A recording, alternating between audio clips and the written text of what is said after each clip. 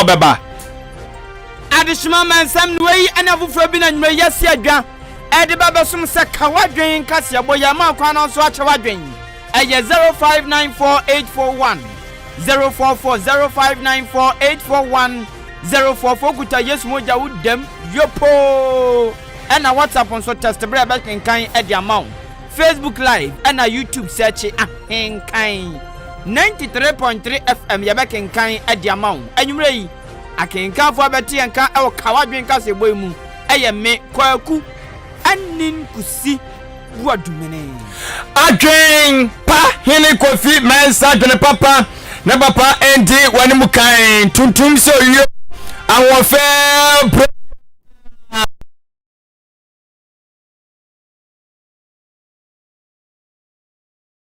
sam nu nkyere mu ene didi su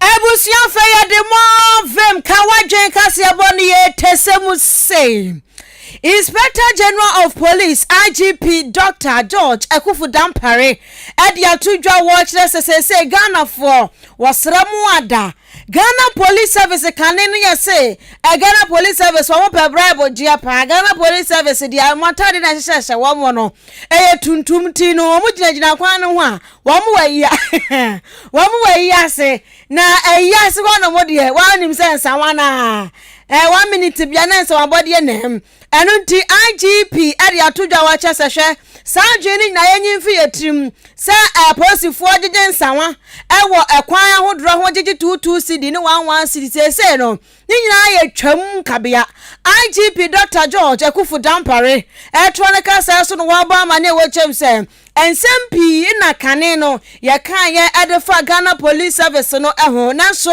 sese na waba no ode nyoma bebre no na agu akwan mu ahwe se aposifo adwumadie no befa ntoma papa fra na amanimonyam abemu enu nti sese wo se nyoma hodro de agu akwan mu ni nyina Ghana fo nyina ye omanimsam obia de nani ko twiraresi ahune santam ahunu sese aposifo adwumadie sesan wo Ghana ha enu nti wo sra Ghana fo se gidie ya wono mo Ghana Police Service mu na atete apansam no sese no wo mu keka gidie ni nyina mboa no se bua ensansa wonom ebebo adwuma papa nti wa hwere gidie ewo Ghana Police Service mu no IGP oye Dr. George Ekufu Dampare edi atudwa wo chese sa gidie mo manem bra back ensansa se de wonom ejina mo na so pa.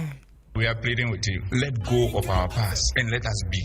We understand. We've lost your trust. We've lost your confidence, your respect. We are going to earn them back. So please, don't continue to judge us by our past and by some extent even insult us because to put it in Chi, Mumpeo, Ghana Police, we have done self-introspection. We know where the problems are. That's why we are convinced that we can become the best institution in the country. So bear with us and encourage us because if you have a child and every day you don't speak good about the child will not turn out to be good. So in respect of how painful our past historical issues have been, if you want to be biblical, we said we have been born again.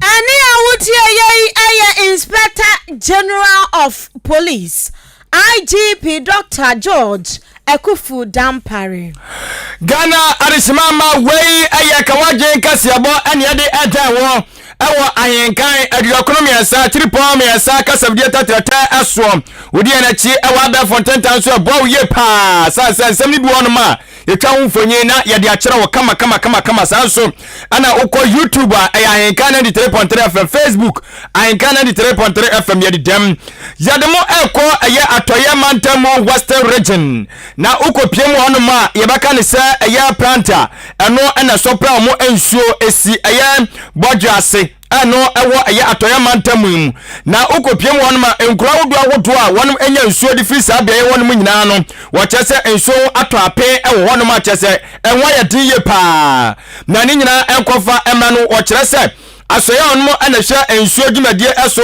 chese fidi omudidi dwuma no Usha baby asisi nsuo ne sibi edida da 0.8 meters na no kyerɛ mu ana kyerɛ ɛno nanam so bia ama nsuo no ato apɛ ɛsaa no na yɛnkyerɛ wo no ma yɛnkɔ ahoma no so ne yɛne kasamafoɔ de ma ɛyɛ asoɛ ɔmo na hwɛ nsuo dwumadie ɛso ɔman kɔkɔ Ghana Water Company Limited ɛyɛ kasamafoɔ yɛ owura Stanley ɛyɛ amate yɛne ne ɛma asɛmi ho ɛnkɔmmɔ apanyi wadaro ma ate menka majo yo yɛnia yɛgyiri sɛ akora mpɔmu yɛ ayeso do na akora we dia wanya ne ntia sɛ ukopiem atɔre mantam mu a ɛyɛ planter no na sɔpa nsuo mpatam esi bodwase na ɛnwa techema ɛnyɛ bodwase o ɛyɛ daboase daboase kafra dafo ba ase medase yɛ treatment plant ne de how be any ho sisi ade yɛ gare no esiesie no fine kama amade ti hɔ no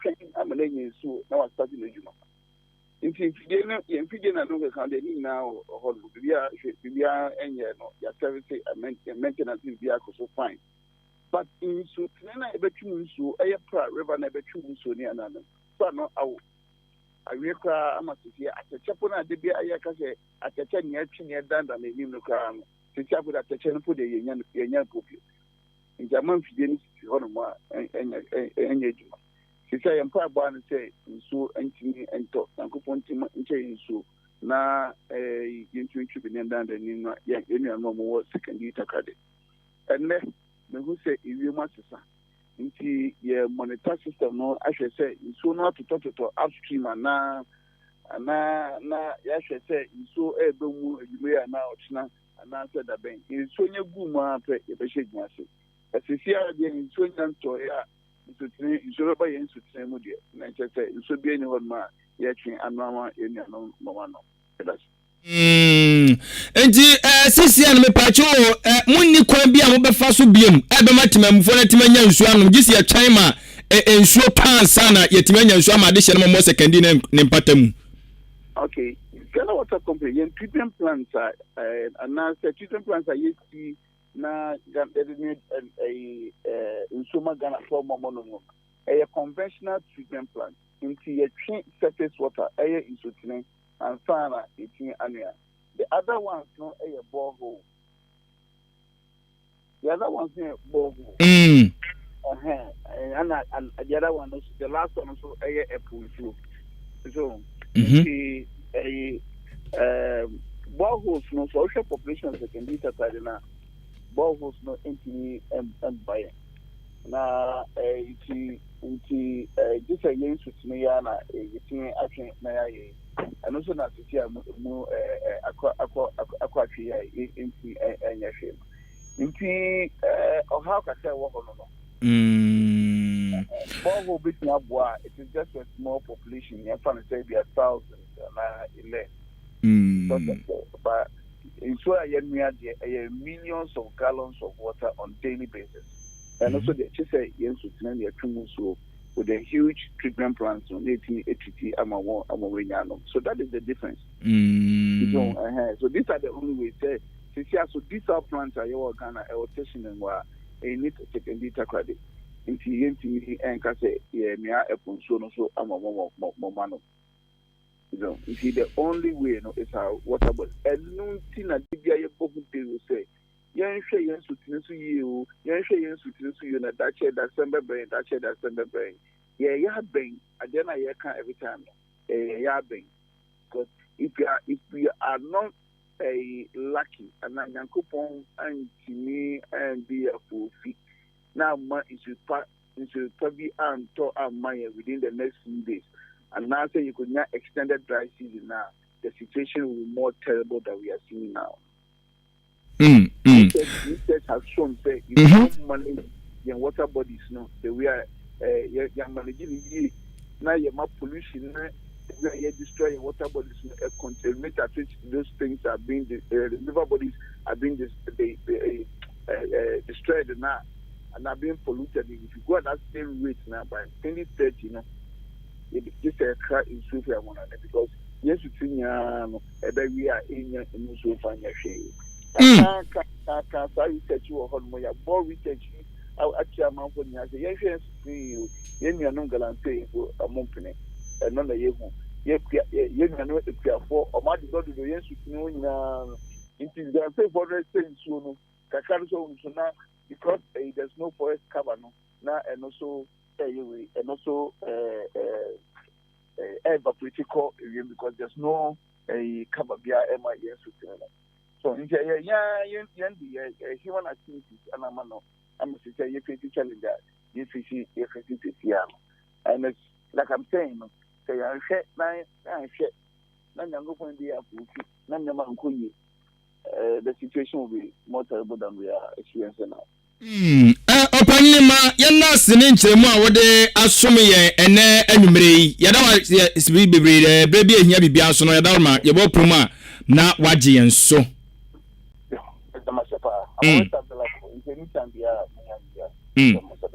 ye da sibebre wei eye kasamafo edema Ghana asoya wonmo ena hwe ye nsuo dwumadie eso Ghana Water Company owura Stanley Amate ana yete ne nka no afia na kan say se no galamse no na je se ehu abehia se ye tu na se kra na sa be kakra no was by 2023 ye be cleanse ne ye kra ye be cleanse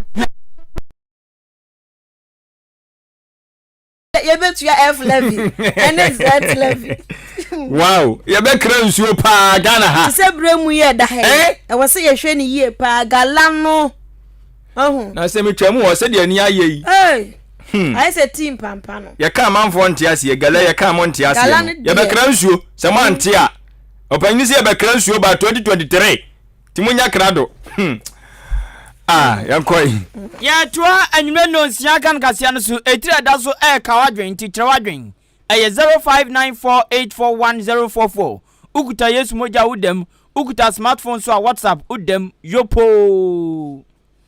ababe toja safety ochina eko eye fiada ogifo bosome ne da etoso dun wotwe ahyentuade ye babatum lolfe ye de bi beka ho na wo mu de na beka ho wo mu de ho mu chichemu aduasa 30% ena eba beka de wo dada no ho enu nti obi amu abo no ho na abra semi ba bontin sem trofo na etwetwe aso ye kobusema wo mu si de ntia ama ahyenkafo ene empenfo ayentoto so won ba betu ahyentuadiem no eye fam gu petro ene diesel ehuri kwam abri bia so mutum kasi o wo mutum ketenkete sasa bi agorabo na jonso eto pion ogoto ene obekọ ne de 2020 pesos o chambe go 50 pesos san ketenkete nti na wotwe no nurse ya tum ne number 2 cities ti enu busumi de nebubuja enam so wo so betum eno nam so mansam for woman public relations officer on the Kasadema commercial transport operators major draw for ne taxi drivers no on the Kasama womo ewo maimu owura ya oberma ekasai eno owura ya oberma sampa eno kre ahyentuade homo chichemu aduasa womo de beka de wo dada no fiti ochinako eno nti ose Ghana nina se okofoka fiti ochinako na se ekase atum eno nti first can become mabumfu emakokompai ezanze sa ana akwakoye famugo no to no mututum nti e wo so mututu ahyentuade mu ose se famugo no wo montonte se de omu yitwa money eno nti wo mo bayiro mu ayadwuma no ma yiro mo ho age anya sa ka enko anko nipa onko adwuma na no mo ye strike se ehui bere ma asem odi tudwa eni etina nyame ya adomo a prekunam ebi ne show enti yede ensese no ye adwuma na nyina ye eniema bo a akosoro wo oman afana ba bia bekire de yen yede ye adwuma no eye lubricant no ade se peja akwakodru percentage bia ano ehye ebi ti se 15W40 a enkane no ne to no 64 cedis no ene unkuta 100 cedis ni ekire a unya petrol to no etese akohoma bo holiday nim now no aka 45 pesos na ya hete 36 cities enti anu eche driver for ye nim ba bia ye be first scan free enti ba bi ogan gina no ho na ne ba gina eno wa kwenta ne abu a aban se yensa ma ne mre na onsan kwotwe hu bie mu mra tie se Ghana for the si no anu din ne momo hu ye mobo no momo ye na yentimi enso mosompa ai ora ya berma eno no ntimi pa cho so utie o taxi mu utie watrotro mu anati bicycle so moto so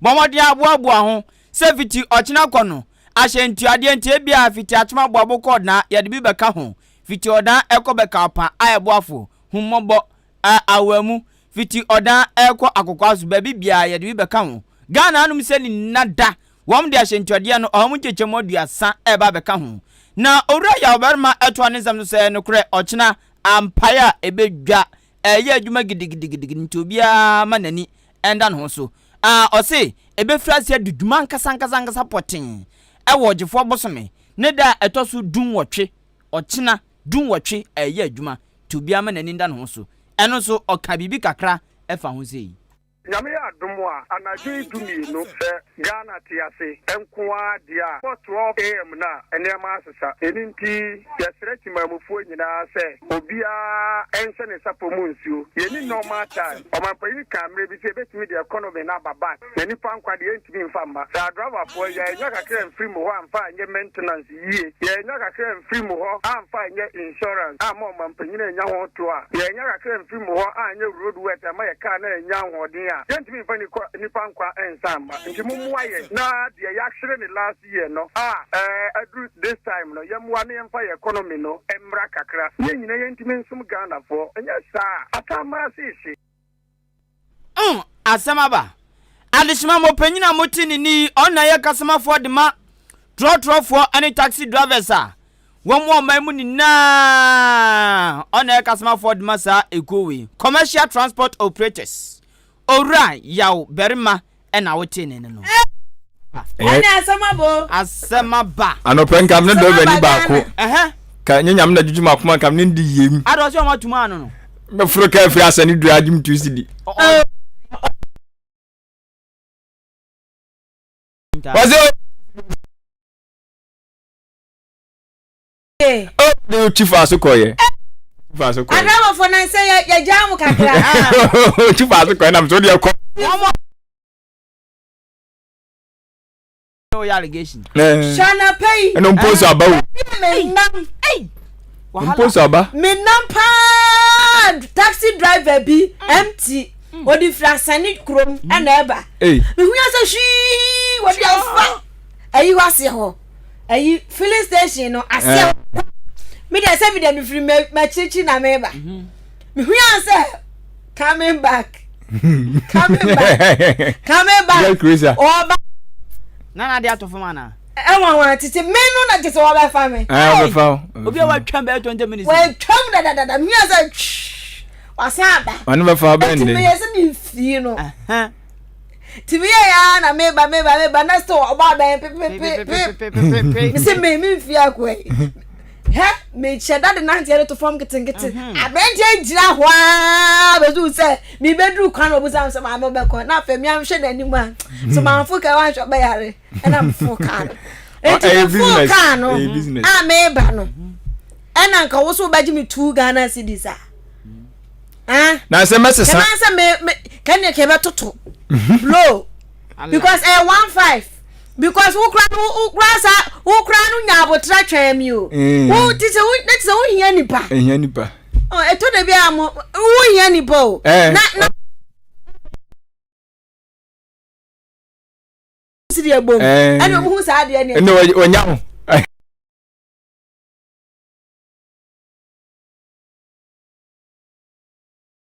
Togo. Minkom krom de mu. Togo. Ani afedi e liter. Ghana something Ana sisi ahura ko ebe break 8 7.9. How? Ebe break 8. Me say me nko biemu because me ko Kumasi September November mum. Na ka iska ye 35. January me ko Kumasi me ko na 40 cedis. And imagine and abu 5 cities. Wow. Oh, dabi. 2 months. And no ma jasam no ho. And you work for Dia ka ko si na na bo so. Problem o enyo fault. Enyo mo fault ade na odi ya adwuma ya tuma say so so tunu. Na no bi driver bi ma me real crowd. Me fo ka free ha. Ekosi adotai. Enti wo ye no so be 2 cedis. Miampa. Asema kan sister. Enya o. na fu woni ye to asko sunam se biaje kaskar kwa mo bi sempes maka be kan obesu enyo mo obesu fu wo bo ne bo aye hey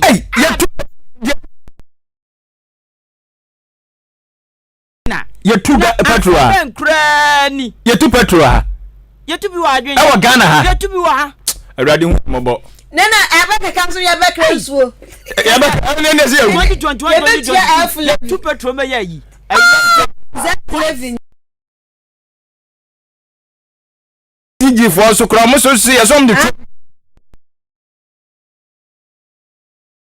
na se de ebo fofra beda so o dia connection e bia wo twe light free upo obi so o mante ma be eno so ye se charges bebre wa bra ye ne so pra en fire ho en fa kra ni ye kwanye Ghana ye hwe bibi yo Ghana en fa ne be pie ambusa mo se en fa ne be pie si se ko fo ni kra brese Togo krombe ko en fa ne ye report yo wa yi Gambia yi na no usu ekwo o se ebu on ma be ye 2 years 3 years na Gambia petrol cry entumu da petrol entumu da ono wo tumu no de tie na tisa kwese ono wo tumu no wontobi onam obu ni onamu said wo kan ye kan ya o me say ye kan ma no nefo abrofofo ne de enko abibi mamra no ya ko ayi Ethiopia ana Egypt ko hwe said o mo ayi fo no o mo government appointees fo no ne sa member of parliament fo no ye so mo na mo kura hu say yo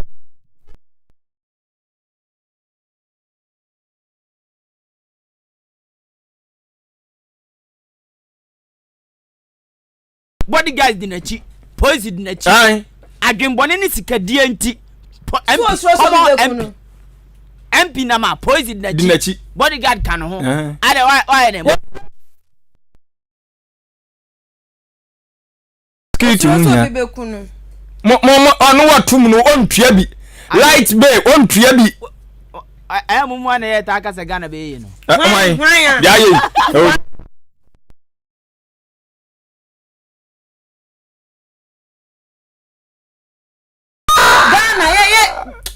ni pa kro ti radio station so aka Ghana nyeye Ghana be ye anu kwa sa show ni agu oyo no da yan parbo odima mba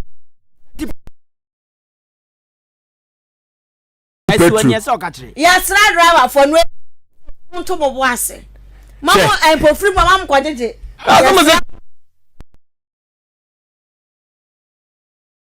ready to attract the abase eno ma ye to odwasu na o mbeto o matutu afa nyina be kan ho obetum ya medanyame ase o ba medanyame ase memeka no memfele petrol odam yo ko so ka mo fele dai na me kon keten ena mi na minika wana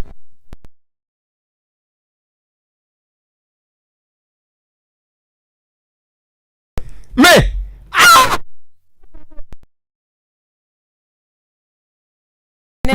nintimi aha ni atia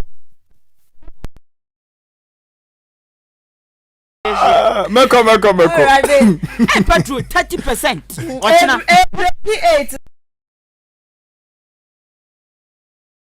ye jina no a enya botwo kai wama tumti driver ni be tinaje ni pa mobo my goodness ndokwa la ilaha illallah ebusian mumia to aso ka wadwen Kasiebo na wa wo hwe de akoso o manti asema Ghana mu a na wo so wote wa won kire wadwen na wankasa kire wadwen sesei ensuo hu nsam akwa atwe wo baabi o yesi enche wan hwe kro ensuo raje ekra ena sisi abia betomu yesi eka na sa hyentuade yatum enti sesei hu so yesi o kire wadwen baabi a wote no Nyankopon to ba ye no se ya kire wadwen ye de na se mi pa fiampofo ase mi Nyankopon bo mi biemu a on kan tro se be do kwa ka be ka chen se me sra fa Ghana de na hwana ko twi ti bete no hu sa ye gin me kwana mba biemu a mi ti beba me nya be musa gin word bia no kai la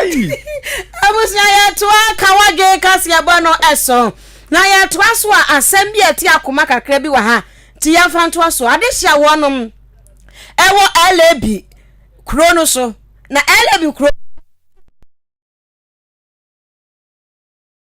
February 2022 no mode to Ahenkan news reporter ofori animu say bambo sam anya kura ewo LAB ho enu nti no empanifo mekọ mombo no mu kirekire mu a asem ni man mpu de kirekire mu sa abre no onimanyafo kwasi kwache no kirekire mu say otowa no onyafo nko opeke ko no na ya abrante ba ko maba wa ni bi ewo kuro ni so na afre say wo mote ho no na po bi da ho wo mate sa kwada bi etiantie mu njimi obi magimi o wọ́n yẹ̀dí ẹ̀kyerẹ́ na bẹ̀bí yẹ̀dí ẹ̀kyerẹ́ akwaduro ni sẹ́ ẹnrada ẹnìyẹ ọ̀hìn pọ́pọ́rọ́ àwọn ọwọ́ kúrò ní so nana dàsíbrẹ́ ẹ̀jẹ̀nim kẹntẹ́n nana sí dàbí press before sẹ́dí ẹ̀ntì náà mú press before mo bẹ́tọ̀ àsásí wọ̀ nana nom họ na yẹ sẹ́ mo máa yẹ kwan ní yẹn ti sí po bambo nsẹm tí yẹ sí po na yẹn fa light ngusu nhyerẹ́nhyerẹ́ àmọ́sọ́bọ̀ mpẹ̀rẹ̀ nana sẹ́ ẹnrada mẹ́bù ní nyina ntinsim